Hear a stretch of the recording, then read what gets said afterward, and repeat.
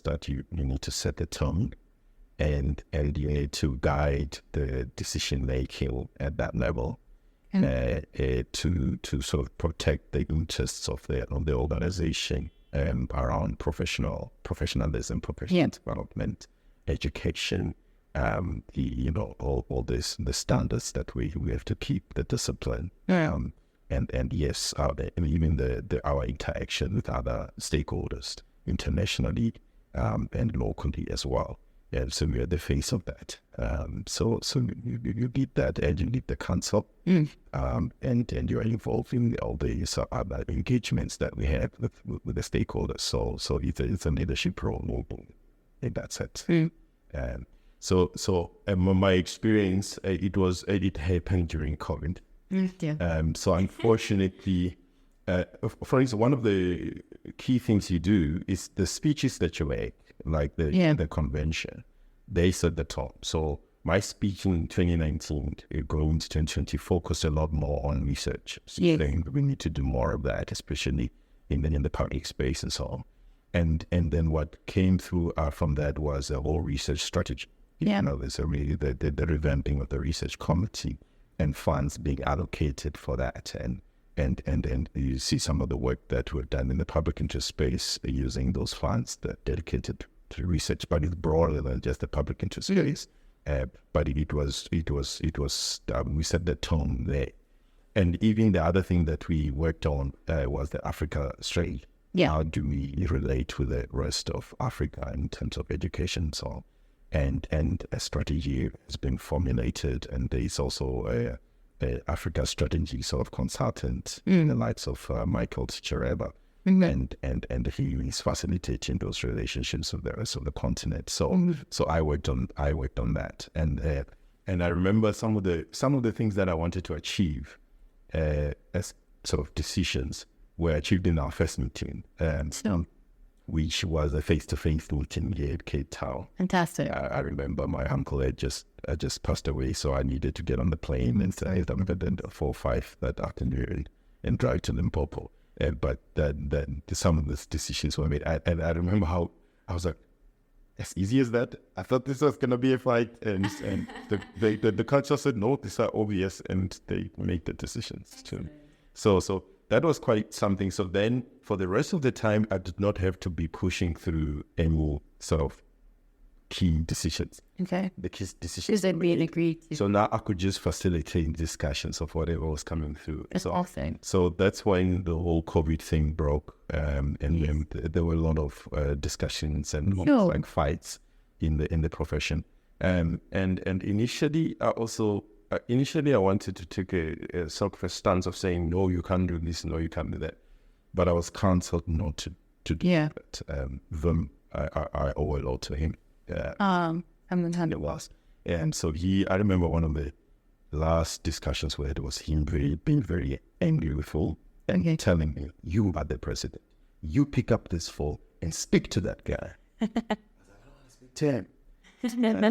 And then I went and I reflected on what he said. And he was right. I made a call to that gentleman. Good. And we had coffee, and we have become good mates since then. Wonderful. Yeah. Wonderful. So yes, listen to the elders. I thoroughly enjoyed my time as the president. I facilitated a lot of discussions. I really gave opportunity for council members to air their views on issues that were happening. Yeah. And although it was a challenging time, I thoroughly enjoyed it. There's certain things that when I look back, I'm like, that was something, but we soon figured out how to handle some of those aspects.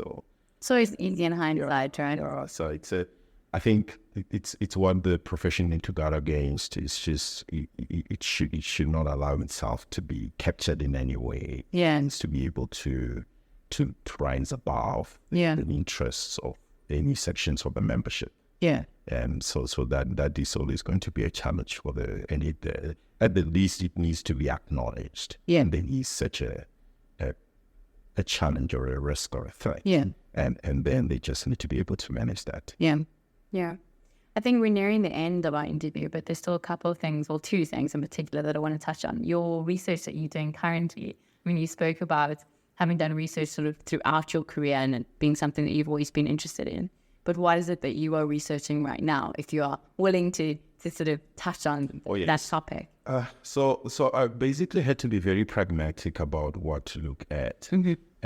So I'm exploring the use of cost-benefit analysis as a tool that we actuaries can use. So it's something that economists use when they are assessing policy. The costs and the risks versus the benefits of a policy. So in the public interest space, that's where I think we can add value in the assessment of policies and so on both sides, the cost and the benefits. So I fundamentally, I want to explore the use of that. So I needed to find something, a policy or an intervention that may benefit from that kind of analysis. So therefore, then I can add the issue of the EDU, which is the Educational Development Unit, that looks at improving the demographics of the profession, of the student demographic. With the graduates, graduates.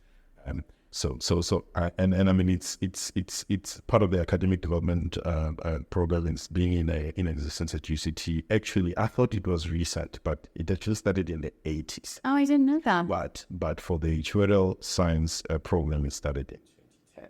Okay, so it's more. Yeah, it's more recent year, in the form of our extended degrees and degrees and so on. So so I'm using that analysis on that to see how do we measure its efficacy. So that's what my research is on. So obviously then I need to understand throughput and to understand passing. It's a lot of factors taking into consideration. So those are the things. So you study that and then you overlay it with how then do you take it to a level where you then assess the efficacy or the value of this intervention. And then talk to how then actuaries can use those in other policy interventions and so on. And so part of what I needed to do in my public interest role was to study exactly what is public policy analysis. So I've done courses in the London School of Economics. To actually I did about 10 weeks online course on that. So these are some of the tools that they use. So CBA would be one of them, but also just in terms of the experimental designs and those type of things that they use is statistical ways of analyzing effectiveness and so on, or the impact of something. How do you measure impact? And so I saw a lot of that during the COVID discussions, the vaccine discussions, as how do you actually test efficacy of something? So those things have a bearing on policy. So those are the techniques that get used. So just having an awareness of how do people actually assess policies before implementation and even after implementation. And also knowing when to tweak policies, right? To be like, actually, this is not effective what we're doing. We need to change this in order to substantiate even having it as an offering. And you can only say that if you actually... if you have some hard results kind of thing. So I think that has motivated me to understand that a lot more, because I can see the power in it. And if you can see during the COVID discussions, there were a lot of that, and people using statistics, using 100% all of that. And it's not so. So I mean, the one paper that was written by Panda during in 2020, it was heavily criticized. But when I look back at it, it was actually a very decent attempt at doing the kind of thing that... I mean, 2020 was also fairly new in the pandemic. Well, early on in the pandemic. But the fact that those authors, they looked at, okay, yes, their deaths happen, but, how do you translate these deaths into something that needs to be... Yes. What would be the effect of lockdowns?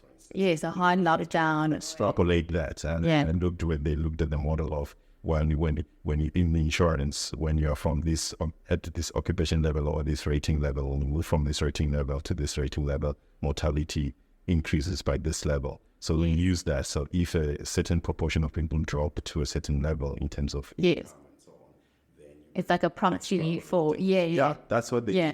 And from a theoretical model perspective, that's actually quite a decent attempt to quantify the problem. Yes.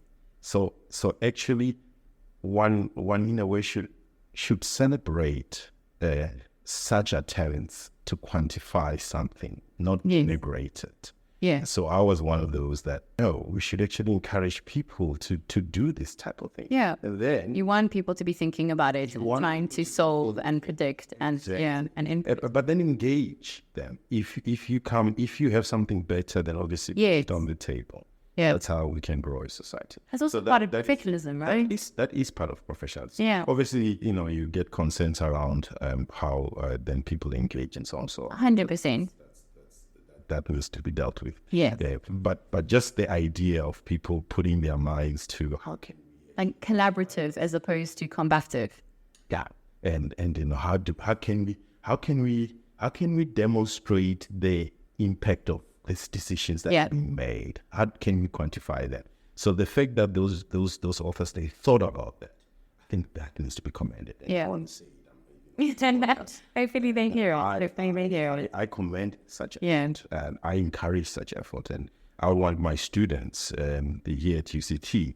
I want more of those kind of original thinkers. People that will think about how do you ask crime, load shedding, this and that. Apply your mind. Applying your mind to these problems. So that if there's any encouragement, and that's the kind of encouragement I want to give to. Well, you answered my last question. That was the last question, is what encouragement would you give? And I think that is a very insightful comment to make, in that I think actuaries, or especially young actuaries, think that there's only a specific number of problems that they can approach, right? And they think that it's all sort of in the financial sector. And yet that thinking can be applied to much wider spaces, like, as you say. We have done some work on crime with my students at Stellenbosch. We've done some work on crime. We've done some work on food security with a student here at UCT. We've looked at even digitization of currency. Some of the things. I think we could have done more in that, but there's a lot that can be done, that can be assessed. And doing a lot in unemployment. I mean, the papers that were written on energy by...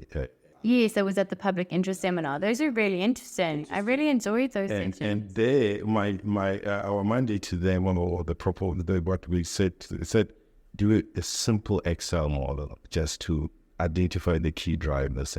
And there was a lot of insight that came from that. Insight that came out of that, and it's very, very, very useful stuff. So I'm very confident the skill set that we have, if we apply it broadly, I think we can make a huge impact. So I do encourage original thinking. I do encourage people to be authentic. Yes, agreed. It can be fake, or you're only doing things because you get paid for it and stuff like that. You need to be authentic and be true yourself. So I believe in that, and I would encourage young people to do that. And I think we have reason to be optimistic. And it's not a matter of just being overly optimistic or just being, idealistic. But if you look at where this country is coming from and what has been overcome in the past, then even the problems we face now pale in comparison. We faced bigger problems before. And we definitely need to understand that we have a reservoir we can draw from to overcome the current challenges. So, nice. And that's what, as young people, need to think, that no, we can solve this problem. So, I mean, if you think of the United States and then we were putting together the Constitution and what they did in the 1700s, so on. Those were farmers, some of them, and some of them were barely educated, so on. They had the foresight to say, okay, this is how we should constitute our society and so on. We are a lot more educated than that. I'm sure we can find ways to manage our society.